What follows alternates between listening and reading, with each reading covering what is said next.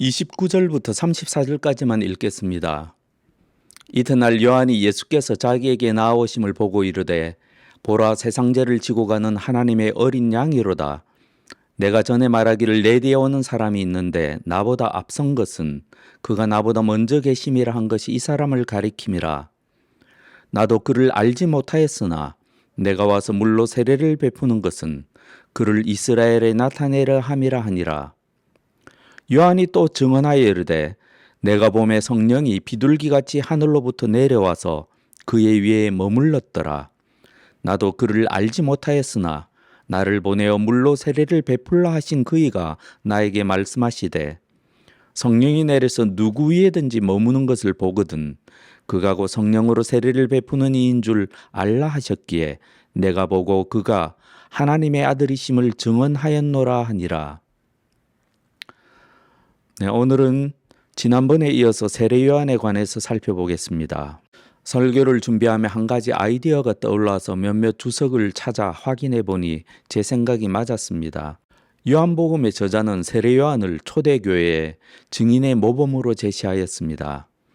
세례 요한뿐만 아니라 세례 요한에 이어서 나오는 안드레, 베드로, 빌립, 나다나엘도 초대교회의 증인의 모범으로 제시하였습니다.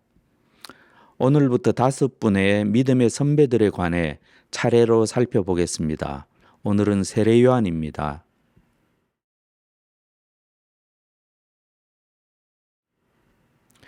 지난번에 세례 요한의 냉철한 자기 인식에 관해 살펴보았습니다. 오늘은 세례 요한의 자기 낮춤과 예수 높임에 대하여 살펴보겠습니다. 본문은 세례 요한의 자기 낮춤과 예수 높임을 명확하게 구분하고 있습니다. 먼저 세례 요한의 자기 낮춤을 말씀하시고 그 다음에 예수 높임을 말씀하십니다. 이미 세례 요한은 자신이 그리스도도 아니고 엘리야도 아니고 모세 말한 그 선지자도 아니라는 사실을 명확하게 밝혔습니다. 더 나아가 자신은 메시아가 오시는 길을 준비하는 하나님의 도구일 뿐이라고 분명하게 말합니다. 세례 요한의 자기 낮춤의 절정은 다음의 말입니다. 나는 그의 신발끈을 풀기도 감당하지 못하겠노라. 이와 동일하거나 비슷한 표현이 사복음서 모두에 있습니다. 마태복음에서는 신을 든다라고 표현하셨는데 신발끈을 풀든지 신을 들든지 동일한 의미입니다. 이 모든 표현이 종이 하는 역할을 의미하며 종의 이미지를 나타냅니다. 아시는 바와 같이 구약 성경에 나타난 하나님의 종은 아무에게나 붙이는 호칭이 아닙니다. 일반적으로 하나님의 종은 하나님의 계시를 전하는 선지자들에게 붙여졌습니다. 또한 그 호칭은 다윗, 모세, 족장들 등 하나님과 가까이 동행했던 자들에게 붙여졌습니다. 어떤 사람이 세례 요한에게 당신은 하나님의 종입니까? 라고 묻는다면 스스로 선지자의 정체성을 가지고 있었던 세례 요한은 그렇소 라고 대답했을 것입니다. 그런데 왜 세례 요한은 나는 그리스도의 종으로 불릴 자격조차 없다라고 극단적인 표현을 하였을까요? 제가 어떤 큰 종교단체의 교주라고 해봅시다. 그런데 제가 다른 종교단체의 교주를 높이며 다음과 같이 말합니다. 나는 그분의 종이 될 자격도 없는 사람이다. 그렇다면 저는 도대체 그 교주를 어떤 존재로 여기는 것입니까? 그래서 크레이그 키너 교수는 극도의 자기 비하는 예수님을 신적인 존재로 생각하는 세례 요한의 인식을 반영한다고 해석합니다. 다시 말하자면 예수님에 대한 높은 인식은 증인의 극도의 겸손을 유발한다는 말씀입니다. 약간 비약이 될 수도 있지만 그리스도인의 교만은 예수님에 대한 저급한 인식에서 나옵니다. 이러한 그리스도인은 예수님의 증인으로서 자격이 없습니다. 예수님의 증인은 자기 낮춤을 해야 합니다. 그런데 자기 낮춤은 예수 높임 때문에 가능합니다. 1장 19절부터 28절이 세례 요한의 자기 낮춤입니다. 그 다음에 세례 요한의 예수 높임이 나옵니다. 아까 말씀드린 대로 요한복음 저자는 세례 요한의 자기 낮춤과 예수 높임을 문학적 기법을 사용하여 구분하고 있습니다. 예수 높임이 시작되는 29절은 이렇게 시작합니다. 이튿날 요한이 예수께서 자기에게 나아오심을 보고 이르되 보라 세상죄를 지고 가는 하나님의 어린 양이로다. 이처럼 요한복음 저자는 자기 낮춤을 한 다음 날에 예수 높임이 이루어진 것으로 기록함으로써 세례 요한의 자기 낮춤이 단지 겸손이 아니라 예수 높임으로 인해 가능하다는 점을 지적하며 우리의 관심을 자연스럽게 예수님께 돌립니다. 세례 요한의 자기 낮춤은 단지 겸손이 아니라 예수 높임으로 인한 철저한 자기 인식의 결과였습니다.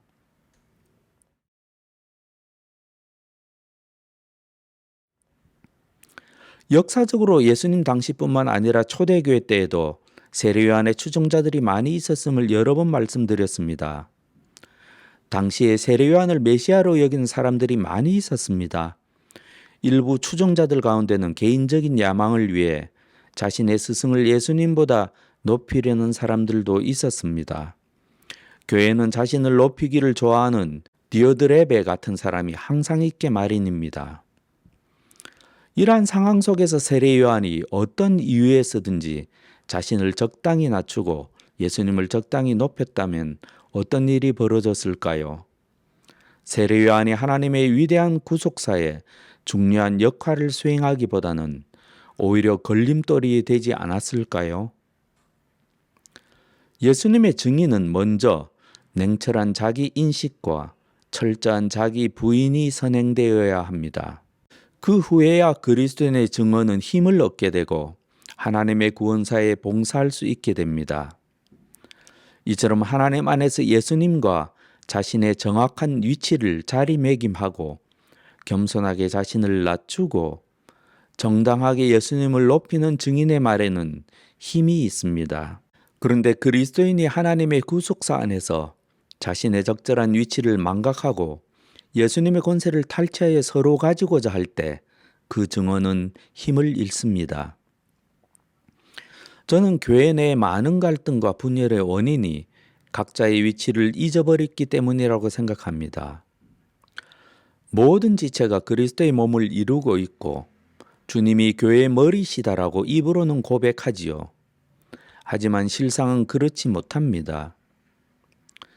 우리 대부분은 오랜 신앙생활을 해왔고 교회의 어두운 면을 많이 보아왔습니다.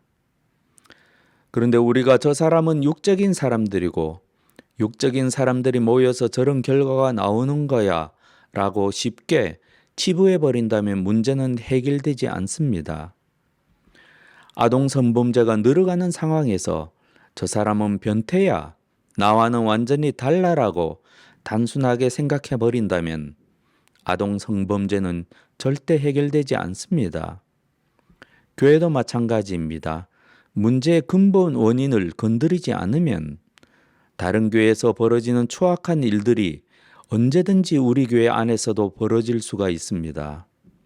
목사들이 문제인 것 같습니다. 말로는 주님이 다 하셨다라고 고백합니다. 교회의 주인은 주님이시고 나는 머슴에 불과하다라고 합니다. 하지만 결정적인 순간에 소위 성경적인 고백의 진정성이 드러납니다. 자녀 교육 등 혈육의 문제, 사례비나 노후 등 경제적인 문제, 품위 유지 등 명예 문제, 논의구조나 파벌 등 권력의 문제가 첨예하게 대두되면 그때는 목사의 정체성이 드러납니다. 예를 들어 담임 목사보다 설교를 더 잘하는 부목사가 나타났습니다. 점점 더 많은 성도가 부목사의 설교에 은혜를 받기 시작합니다. 부목사가 설교할 때마다 성령의 역사가 나타나고 많은 사람이 회심하기 시작합니다. 담임 목사는 이전에 새벽마다 무릎을 꿇고 이 교회의 성령의 역사를 허락하옵소서라고 기도했습니다. 그 기도의 진정성은 이때 드러납니다. 담임 목사의 마음은 한량없는 감사와 기쁨으로 가득할 수도 있고 아니면 지옥에서 나온 시기의 불로 활활 탈 수도 있습니다. 이 교회는 주님의 교회이오니 주님 뜻대로 인도하옵소서라고 기도했던 담임 목사의 고백의 진정성은 정작 하나님이 교회 안에서 일을 시작하시는 그 중요한 순간에 드러납니다. 부목사에게 더 큰 역할을 맡길 수도 있고 무슨 수를 쓰든지 부목사의 영향력을 차단하려고 할 수도 있습니다. 이 담임 목사는 루이스 부흥 때 눈먼 할머니에게 순종하였던 맥케이 목사처럼 부목사를 도와 하나님의 구속사에서 쓰임받을 수도 있고 우리가 본 많은 목사처럼 하나님의 일을 가로막고 성령을 회방하는 죄를 지을 수도 있습니다. 자기 낮춤과 예수 높임의 진정성은 말로만 담보될 수 없습니다. 그리스도인의 자기 낮춤과 예수 높임의 진정성은 오직 결정적인 순간에 선택과 행동으로 드러납니다. 우리는 온 이스라엘의 추앙을 받던 세례 요한이 자기 제자들에게 예수님에 관해 어떻게 하였는지 알고 있습니다. 또 세례 요한을 따르던 많은 사람이 이제는 예수님을 따라 자신을 떠났을 때 세례 요한이 어떻게 반응하였는지 알고 있습니다. 신부를 취하는 자는 신랑이나 서서 신랑의 음성을 듣는 친구가 크게 기뻐하나니 나는 이러한 기쁨으로 충만하였노라. 그는 흥하여야 하겠고 나는 쇠하여야 하리라. 단지 목사만 문제겠습니까? 교회 내 많은 사람이 자기 뜻대로 교회가 굴러가지 않을 때 자신의 충성과 열매에 합당한 명예와 보상이 주어지지 않을 때 자신의 권한이나 명예를 다른 사람이 가져간다고 느낄 때 자기 고백의 진정성이 드러납니다. 그래야 교회 역사하시는 주님의 뜻과는 무관하게 교회가 흘러가게 되고 그 교회는 하나님의 구속사에서 어떠한 역할도 하지 못하게 됩니다. 그뿐이면 다행입니다. 하나님의 일에 방해가 될 뿐 아니라 하나님의 영광은 땅에 떨어지고 교회가 오히려 구원의 걸림돌이 되고 맙니다. 우리는 오랜 교회 생활을 하면서 과거에 우리가 보고 들은 것만 가지고도 수많은 예를 말할 수가 있습니다. 이러한 것들이 단지 다른 교회만의 문제이겠습니까? 세례 요한은 하나님의 거대한 구속사 안에서 자신과 예수님의 위치를 냉철하게 자리매김하였습니다. 하나님의 구원사의 흐름에 순응하였고 자기 일이 아니라 오직 하나님의 일이 이루어지는 것만을 기뻐하였습니다. 이렇게 함으로 세례 요한은 자기 고백의 진정성을 입증하고 주님의 칭찬을 받을 수가 있었습니다.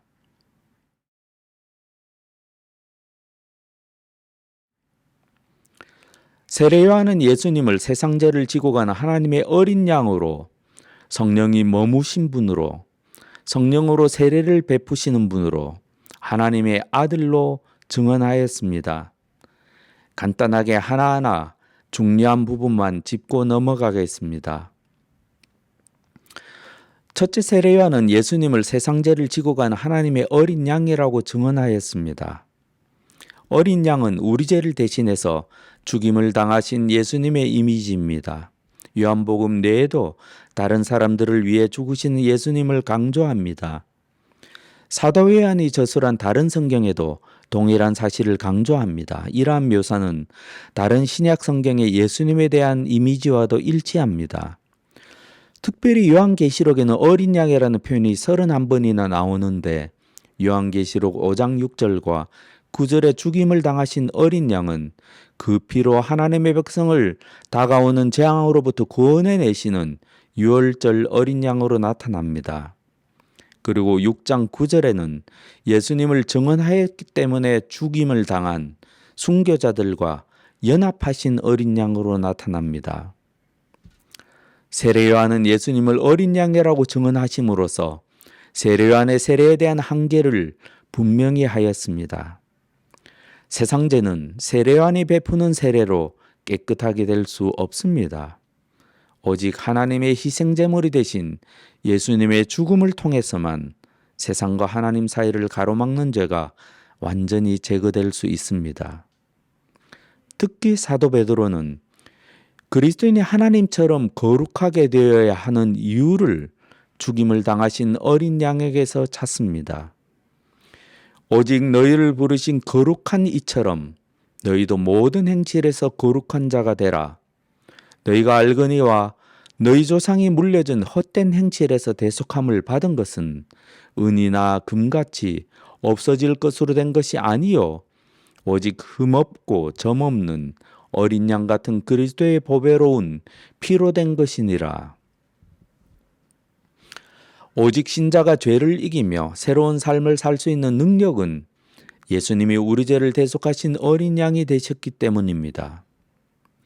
이처럼 하나님의 어린 양이신 예수님은 하나님의 구원사의 중심에 서 계십니다.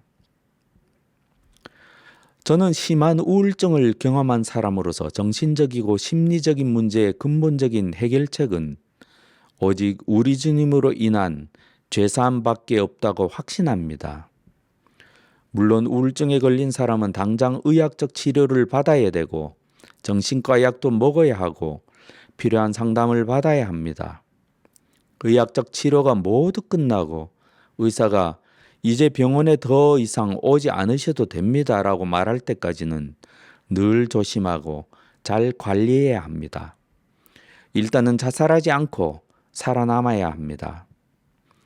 그런데 의학적 치료가 끝났다고 해도 무의식의 깊은 부분에 대해서는 어느 정도 관리는 될지언정 근본적인 변화를 기대할 수 없습니다.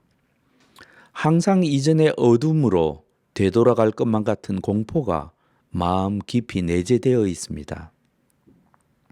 하지만 살아계시고 참되신 하나님을 만나고 하나님의 인도하심을 경험하고 거듭나는 은혜와 제사함의 축복을 경험하고 하나님을 아빠 아버지라고 부르짖는 그러한 경험을 하고 난 후에는 완전한 치유를 경험할 수 있습니다. 저는 그런 사람들을 알고 있습니다. 성경은 이런 경험을 구원이라고 하고 이런 경험을 한 사람을 새로운 피조물이라고 합니다. 그리고 우울증은 하나님의 구원의 한 측면일 뿐입니다. 여러분에게 예수님은 하나님의 어린 양이십니까? 예수님이 여러분에게 이삭을 대신해서 하나님이 친히 준비하신 수량이 되어 주셨습니까? 죄사함을 고백하는 여러분의 고백은 진실합니까? 여러분의 변화된 삶은 죄사함의 실제성을 증거하고 있습니까? 둘째 세례 요한은 예수님을 성령으로 세례를 베푸시는 분이라고 증언하였습니다. 이에 대해서는 여러 차례 말씀드렸기에 여기서는 생략을 하고 본문에서 중요한 한 가지만 짚고 넘어가겠습니다. 세례 요한은 어떻게 예수님이 성령으로 세례를 베푸시는 분이라고 확신할 수 있었을까요?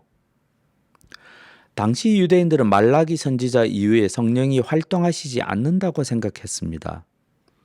당시에 많은 유대교 운동의 지도자들은 성령을 거의 전적으로 예언과만 연관시켰습니다. 그래서 어떤 랍비는 학개 스가랴가 말라기 선지자가 죽었을 때 예언도 끝났다고 강조하였습니다. 아마 세례 요한이 예수님을 성령으로 세례를 베푸시는 분으로 소개하였을 때 유대인들은 새로운 메시아 시대를 여실 분이 예수님이라고 이해했을 것입니다. 어떤 학자는 이를 다음과 같이 표현하였습니다. 꺼져버린 성령의 시대의 끝이 왔으며 예언의 영이 다시 주어졌다. 여러 번 말씀드린 바와 같이 구약시대에도 성령은 활발히 활동하셨습니다. 하지만 주로 왕이나 사사 혹은 선지자와 같은 선별된 지도자들에게만 임했으며 하나님이 사용하시는 동안만 그들 위에 머무셨습니다. 그런데 세례 요한이 표현한 성령의 활동은 구약시대의 성령의 활동과 큰 차이가 있습니다. 세례 요한이 사용한 머무른다라는 표현은 일시적으로 머무는 것이 아니라 영원히 머무른다라는 표현입니다. 요한복음의 다른 곳에도 이 표현이 동일한 의미로 사용되었습니다. 이미 구약의 메시아 위에 성령이 머무실 것이라는 것이 예언되었습니다. 세례 요한은 이사야의 예언에 대해 잘 알고 있었을 것입니다. 하나님은 세례 요한에게 예수님에 관해 계시하셨고 세례 요한은 그 계시가 이루어지는 것을 목격하고 구약의 예언이 성취되었다는 사실을 확인했습니다. 나도 그를 알지 못하였으나 나를 보내어 물로 세례를 베풀라 하신 그이가 나에게 말씀하시되 성령이 내려서 누구 위에든지 머무는 것을 보거든 그가 곧 성령으로 세례를 베푸는 이인 줄 알라 하셨기에 내가 보고 그가 하나님의 아들이심을 증언하였노라 하니라. 우리의 관점에서 보면 세례 요한은 예수님에 대해 교리적으로 올바른 증언을 하고 있습니다. 하지만 이 말씀을 세례 요한의 입장에서 보면 교리적인 올바른 증언 이전에 몇 가지 중요한 요소가 있다는 사실을 알 수 있습니다. 첫째로 세례 요한은 계시를 받았습니다. 둘째로 그 계시가 이루어지는 것을 경험하였습니다. 그랬기에 세례 요한은 성령으로 세례를 베푸시는 분이 바로 예수님이라고 힘있게 증언할 수 있었습니다. 세례 요한의 증언은 계시로부터 왔다는 사실이 중요합니다. 예수님에 대한 세례 요한의 지식은 그가 본래부터 가지고 있던 것이 아니었습니다. 세례 요한은 이미 성령께서 메시아 위에 임재하신다는 계시를 받았고 실제로 예수님의 성령께서 임재하시는 광경을 목격함으로써 그에게 주신 계시가 이루어진 사실을 알았습니다. 세례 요한의 증언은 자기 생각이나 사상으로부터 나온 것이 아니라 계시와 계시의 성취에 근거한 것이었습니다. 이것은 단지 교리를 믿는 신앙, 그리고 교리를 믿는 믿음 자체만이 그리스도인의 예수님에 대한 증언인 오늘날 교회의 상황에 심각한 질문을 던져줍니다. 당신은 왜 예수님이 성령으로 세례를 주시는 분이라는 사실과 예수님이 하나님의 아들이라고 믿게 되었습니까? 어떤 경위로 당신은 믿었기에 저에게 전도하시는 것입니까? 세례 요한이라면 이렇게 답할 것입니다. 하나님이 저에게 계시해 주셨습니다. 하나님은 이사야 선지자를 통해서 이미 메시아 위에 성령께서 임재하실 것이라고 예언하셨습니다. 저에게는 그 메시아가 성령으로 세례를 베푸실 분이라는 사실과 그분이 바로 하나님의 아들이시라는 사실을 계시하셨죠. 예수님이 제게 오셔서 세례를 받으실 때 성령께서 예수님 위에 임재하셨습니다. 그래서 저는 예수님이 마지막 때 성령으로 세례를 베푸실 분이라는 사실과 예수님이 하나님의 아들이시라는 사실을 확신하였습니다. 저는 육신적으로는 예수님을 이미 알고 있었습니다. 저의 친척 동생이거든요. 하지만 하나님의 계시가 이루어질 때 저는 영적으로 비로소 예수님을 알고 경험하였습니다. 그래서 온 이스라엘에 예수님에 관해 증언하였습니다. 여러분이라면 어떻게 답하시겠습니까?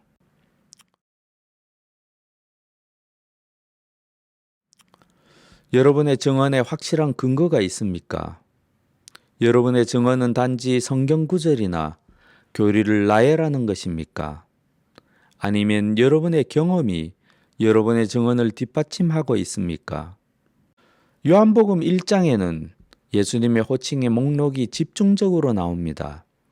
초대교회가 고백했던 예수님의 호칭에 관한 거의 모든 목록이 나온다고 할 정도입니다. 메시아, 선지자, 예수, 하나님의 어린 양, 성령으로 세례를 베푸는 자, 하나님이 선택하신 자, 랍비, 선생, 그리스도, 요셉의 아들, 나사렛 사람, 하나님의 아들, 이스라엘의 임금, 인자. 신약의 어떤 장도 예수님에 관한 이처럼 방대한 증언을 제공하지 않습니다.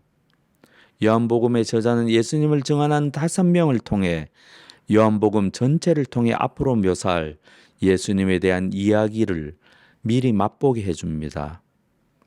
앞으로 요한복음을 통해 전개될 이야기에서 예수님은 최초의 5 제자가 고백한 고백에 합당한 분으로 밝혀질 것입니다.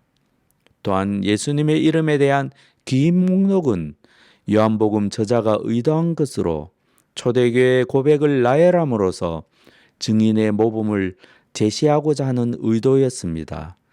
그 중에 최고봉이 세례 요한이 증언한 하나님의 아들입니다. 그런데 이 모든 증언 이전에 계시가 있었고 증인의 경험이 있었습니다. 이것들이 관념적인 증언과 실제적인 증언을 구별합니다. 이에 대한 자세한 내용은 다음번 설교에서 말씀드리겠습니다. 여기서 강조하고 싶은 것은 우리의 고백에 확실한 하나님의 계시와 경험이 있느냐는 것입니다. 여러분은 받은 계시를 경험으로 확인하셨습니까? 여러분이 깨달은 성경의 계시를 여러분의 삶을 통해서 확인하셨습니까? 여러분의 증언은 단지 성경 구절이나 교리를 나열하는 것입니까? 아니면 여러분의 경험이 여러분의 증언을 뒷받침하고 있습니까? 다시 말씀드리자면 여러분은 매뉴얼만 읽고 복음을 파는 세일즈맨입니까? 아니면 복음을 경험하고 누리고 체험한 후에 복음에 관해 증언하는 예수님의 증인입니까? 다음번 예수님의 초기 제자들에 관한 교훈에서도 살펴보겠지만 경험이 동반하지 않은 증언이 힘이 있겠습니까? 사람들은 너무나 쉽게 예수님만이 소망이시다 혹은 예수님만이 너를 치유할 수 있어 라고 말합니다. 하지만 그러한 증언을 듣는 사람들은 예수님이 비꼬신 속담을 인용할지도 모르겠습니다. 의사야, 내 병이나 고쳐라. 저를 포함해서 우리 중 많은 사람이 전도하기보다는 아직은 치유와 회복에 집중해야 할 때라고 생각합니다. 전도하지 말라는 말이 아닙니다. 봉사하지 말라는 말이 아닙니다. 우리 모두 하루빨리 진정한 구원을 경험하고 하루빨리 하나님의 일에 봉사할 수 있게 되기를 바라는 마음에서 드리는 말씀입니다.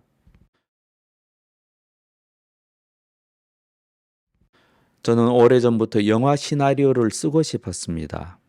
말씀의 결론을 대신해서 교회 이야기라는 한 교회에 대한 다큐멘터리 영화의 시놉시스를 발표하겠습니다.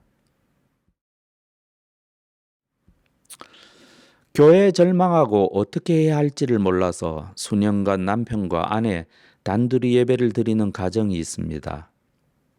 어떤 가정은 담임 목사님이 건전하지 않는 영성운동에 빠져서 탈출하다시피 교회를 나오게 됩니다. 어떤 가정은 회사처럼 되어버린 교회와 매주일 CEO가 하는 연설과 같은 설교에 질려서 낙심합니다. 악한 배우자로 인해서 마음이 무너진 자매와 아이들이 있습니다. 젊은 아이의 남편을 잃고 두 아이를 데리고 고군분투하는 자매가 있습니다. 그 밖에 교회 다니지만 영육간의 주님의 도우심이 매우 필요한 상처 입은 영혼들이 있습니다. 사경회가 열립니다. 장시간 계속되는 사경회의 사람들은 각기 다른 반응을 합니다. 급진적인 복음에 거부감을 느끼고 탈락한 사람도 있습니다. 반면에 말씀을 달게 받고 이것이 살 길인가 하여 기도회로 모이는 사람들도 있습니다. 특별한 상황에 놓인 한 가정을 위한 중보기도는 2주에 한 번 모이는 기도 모임의 구심점이 됩니다. 설 명절이 되어서 각자의 교회에 출석하지 않아도 되게 되어 처음으로 주일 예배를 드리게 됩니다. 예배를 마칠 때쯤 한 형제가 말합니다. 우리 이런 식으로 매주 예배를 드리면 어떨까요? 작은 모임이지만 예배와 교제에 기쁨이 있습니다. 새로운 영혼이 들어오고 각 가정을 회복하시고 치유하시는 은혜가 있습니다. 더 넓고 쾌적한 예배실을 마련하게 됩니다. 하나님이 몇 사람에게 치유와 회복을 베푸십니다. 하지만 누구도 교회에 하나님의 임재를 확신하지 못합니다. 한 지체가 하나님의 은혜가 없으면 바로 헤어지자는 초창기 약속을 떠올리며 이렇게 말합니다. 그렇게 되면 우리는 어디로 가야 하지요? 사경회를 인도했던 형제가 소수의 사람들에게 온라인으로 성경을 가르칩니다. 예수님이 아니면 삶의 의미가 없다고 결단한 사람들이 분위기를 주도하기에 말씀 공부에 최우선을 두지 않는 사람들은 견디기 힘든 분위기입니다. 교인이 아닌 사람들도 참여하기 시작합니다. 전체 교인 숫자를 넘어설 기세입니다. 청년 공동체가 생깁니다. 한 청년 지체가 성령 세례를 받습니다. 청년들 가운데 인도하심과 구원의 증거가 뚜렷하게 나타납니다. 한 청년이 고백합니다. 이제야 평생 찾던 말씀과 공동체를 발견했어. 다른 청년이 고백합니다. 하늘지역 교회가 아니라 이 청년 공동체가 진짜 교회 같지 않아? 한 목사가 강단에서 설교합니다. 교회 절망하고 어떻게 해야 할지를 몰라 수년간 남편과 아내 단둘이 예배를 드리던 가정이 있었습니다. 어떤 가정은 담임 목사님이 건전하지 않는 영성운동에 빠져서 탈출하다시피 교회를 나오게 되었습니다. 어떤 가정은 회사처럼 되어버린 교회와 매주일 CEO가 하는 연설과 같은 설교에 질려서 낙심하였습니다. 악한 배우자로 인해서 거의 망가진 자매와 아이들이 있었습니다. 젊은 나이에 남편을 잃고 두 아이를 데리고 고군분투하는 자매도 있었습니다. 그 밖에 영육 간에 주님의 도우심이 필요한 상처 입은 영혼들이 있었습니다. 그런데 이제는 우리 교회에 새로운 소망이 생겼습니다. 하나님이 우리 가운데 역사하기 시작하셨습니다. 정신을 바짝 차립시다. 우리가 길가가 되지 않도록, 돌밭이 되지 않도록, 가시떨기가 되지 않도록 복음은 이미 오래전에 우리 가운데 뿌려졌습니다. 하나님이 이제야 열매를 맺기 시작하시나 봅니다. 세례 요한의 증언으로 두 제자가 증인이 되었습니다. 두 제자를 통해서 다른 두 제자가 증인이 되었습니다. 이런 일이 청년 지체들 가운데 일어나고 있습니다. 다음 말씀을 다 함께 읽겠습니다. 내가 보니 각 나라와 족속과 백성과 방언에서 아무도 능히 셀 수 없는 큰 무리가 나와 흰 옷을 입고 손에 종려 가지를 들고 보좌 앞과 어린 양 앞에 서서 큰 소리로 외쳐 이르되 구원하심이 보좌에 앉으신 우리 하나님과 어린 양에게 있도다. 아멘.